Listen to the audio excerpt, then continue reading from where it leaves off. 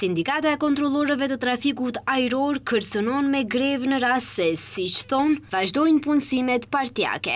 Sindikata i ka vendosur ultimatum udhëheqësisë së Emnavit që të anulloj konkursin e ri për punësim dhe të bëjë realizim urgjent, siç thonë ata, pikave të paplotësuara nga marrëveshja e vitit të kaluar.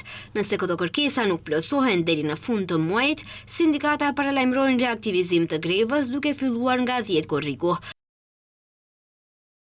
Situata në Mënaf është përkeqësuar në mënyrë drastike si rezultati i acarimit serioz të raporteve njerëzore për shkak të proceseve të bllokuara për prokurim publik, tranzicionit të pasuksesshëm në sisteme të reja teknike, shkeljes së dispozitave të marrëveshjes kolektive, ndryshimeve të fshehta dhe të pabazuara në sistematizim, si dhe mos respektimit të pikave të marrëveshjes midis Mënaf dhe sindikatit më 13 korrik 2023. Por këto kërcënime nuk e friksojnë kryeministrin Kristian Mickovskin. Sipas tij, arsyeja e vërtetë e grevës nuk është konkursi i punësimeve.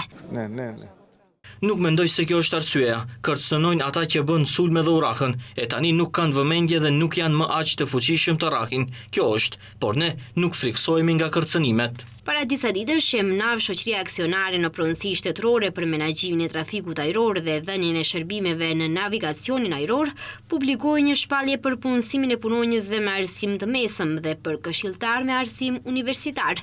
Paga fillestare nis nga mbi 1.000 euro.